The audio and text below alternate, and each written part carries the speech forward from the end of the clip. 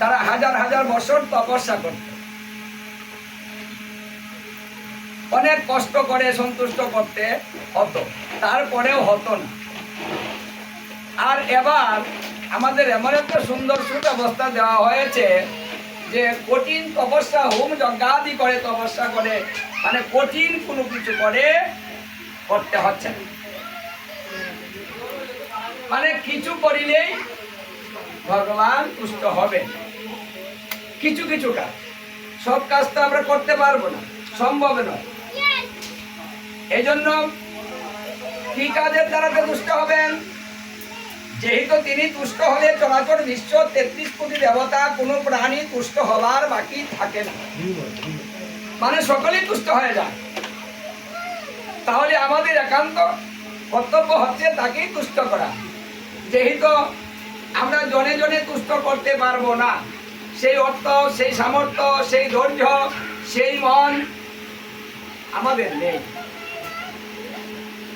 আমাদের মন অত্যন্ত ক্ষীণ, তাই মনের বিচার করে আবার আমাদের সহজ পদ্ধতিটা দিলে, ভগবানের কথা যদি কেউ মন দিয়ে শ্রবণ করে তাহলেই তিনি তুষ্ট হন। মানে মন দিয়ে শ্রবণ করলে, কথা মানলে যেমন ছেলে মেয়ের প্রতি বা পরিবারের অন্য সদস্য যদি কথা মানে সবাই, আমরা তার প্রতি তুষ্ট সদাই থাকি, না ওটা ভালো কথা শুনে। আর যে শুনে না তার প্রতি আমরা বিরক্ত হই, তাকে ভালো লাগে না, দেখতে ইচ্ছে করে না, মনে হয় সংসার থেকে ও চলে যাক, ওকে দরকার নেই। আর কথা মানলে ওর মতো ভালো কেউ নেই, ওকে আমরা অনেক ভালোবাসি। তদ্রূপ যদি আমরা ভগবানের কথা মানি তাহলে তিনি আমাদের প্রতি এমন সন্তুষ্ট হন যেটা হাজার হাজার বছর তপস্যা করেও এত সন্তুষ্টটা করা যায়নি। কতটুকু কাজ করিলে কতটুকু সন্তুষ্ট হন? হচ্ছে গীতা ভাগবত যদি শ্রবণের ব্যবস্থা করা হয় তাহলেও তুষ্ট হন, মানে আয়োজনটা যদি করা হয় তাহলেই তিনি তুষ্ট হন। যদি মন দিয়ে শ্রবণ করা হয় তাহলেও তিনি তুষ্ট হন। যদি অন্য কাজ ব্যতি রেখে, মানে ভগবানের জন্য, ভগবানের কথা শ্রবণ করার জন্য, সাধু গুরু বৈষ্ণবের সঙ্গ করার জন্য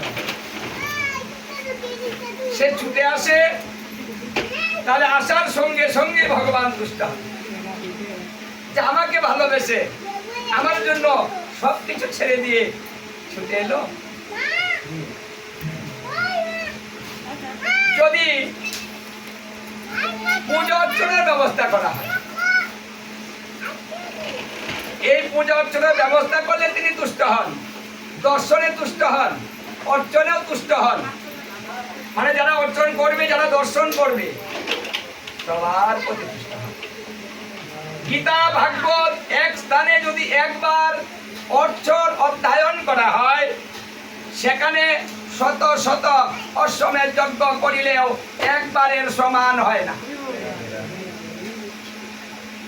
তাহলে এই অর্চনের দ্বারাতে, ব্যবস্থার দ্বারাতে আমরা যা পেতে পারি সেটা সত্য যুগে তপস্যা করে পাইনি, ত্রেতা যুগে যজ্ঞ করে পাইনি, তারপর যুগে অর্চনা করে পাইনি। সেটা আমরা অনায়াসে অল্প সময়ের মধ্যে কাজটা করতে পারি। এই জন্য যমরাজ পদ্মপুরাণ উত্তরাখণ্ডে বললেন, হে দুধগণ, যে গৃহে প্রতি বৎসর একবার বৈষ্ণব সেবা হয় সেই গৃহ সযত্নে পরিত্যাগ করিও, সেখানে যেও না।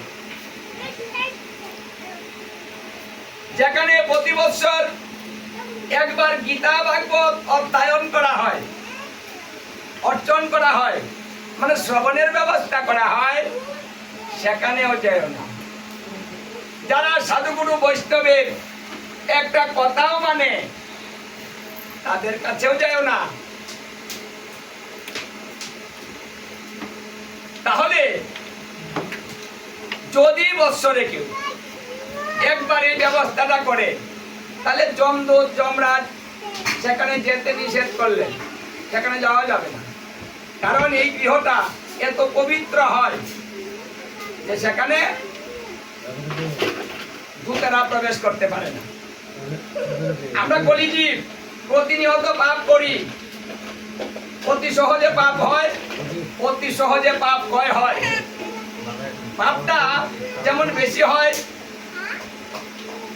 তার জন্য ব্যবস্থাটাও করা হলো যে অল্প সময়ের মধ্যে কঠিন বড় বড় পাপ থেকে আমরা মুক্ত হতে পারি। স্বল্প কিছু কাজ করি।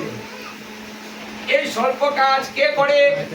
বলছে যার জ্ঞান আছে সে করে, যার জ্ঞান নাই সে করে না। মানে জ্ঞান শূন্য ব্যক্তি ভালো কাজ করতে পারে না, ভালো কাজ জ্ঞানীরা করে।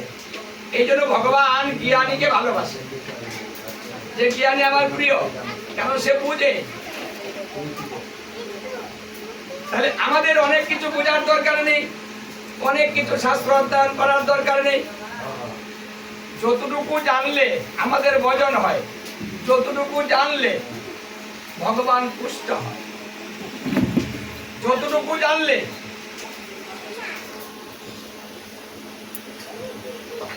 ইহকাল পরকাল দুকালে সুখ হয়, অতটুকু জানাই অতি উত্তম। অধিক জানলে এই কলিজীবের বিপদ হয়। এই কথাটা ভাগবতের প্রথম স্কন্ধে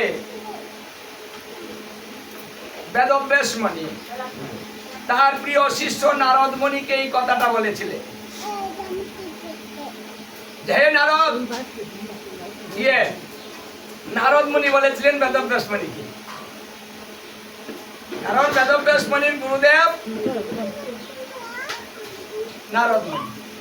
তিনি বলেছিলেন, দেখো বেশি জানা ভালো না, তুমি খুব বেশি জেনে ফেলেছো। কারণ বেদব্যাস মুনি অনেক গ্রন্থ রচনা করেছেন, তাই তিনি অনেক জেনে ফেলেছেন, অনেক পাণ্ডিত্য অর্জন করেছেন। এত পাণ্ডিত্য অর্জন করেছো যে এখন তুমি কিছু বুঝতে পারছো না। তাই বেশি পাণ্ডিত্য অর্জন করাও বিপদ। যতটুকু জানলে কৃষ্ণ ভজন হয় ততটুকু জানাই অতি উত্তম। বেশি জানলে বিচার আছে, বিচারের মধ্যে ভক্তি নষ্ট হয়, ধর্ম নষ্ট হয়। কারণ কলিজীবের যদি ভক্তি না থাকে তাহলে তার ধর্ম থাকে না। কারণ ভক্তির উপরে ধর্ম নির্ভর করছে। ভক্তিবিহীন কোনো ভক্ত বা কোনো পণ্ডিতের কোনো মূল্য নেই। তাই যখন সে বেশি জানে তখন সে বিচারে চলে আসে, বিচার করে করে চলে। আর ওই বিচারের ক্ষেত্রে গিয়ে অনেক ভুল, বড় বড় সাধুগুরু বৈষ্ণবকে ত্যাগ করে। আর ওই বিচার করতে গিয়ে অনেক কিছু বুঝতে পারে না। কারণ সাধুগুরু বৈষ্ণবে ক্রিয়াকাণ্ড বিজ্ঞ না বুঝয়।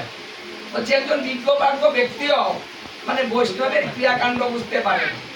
এই জন্য বৈষ্ণবকে থাকতে হয় ছোট বালকের মতো, অবুঝের মতো, মানে বেশি জ্ঞান যেন না হয়, তাহলে তার ভক্তি নষ্ট হয়। এই জন্য নারদ মুনি এই কথাটা বলেছেন, এত শিখা ভালো না, তুমি খুব বেশি শিখে ফেলেছ। সমস্ত কিছু পরিত্যাগ করে নতুন করে তপস্যা করো। তখন নারদ মুনি বেদব্যাস মুনিকে তপস্যার পদ্ধতি দিয়েছিলেন।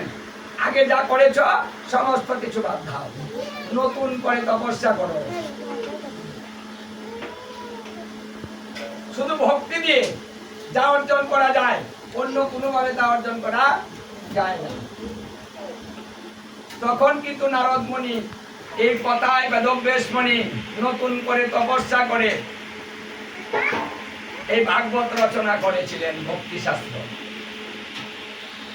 তাহলে এটা লক্ষ্য করে দেখুন,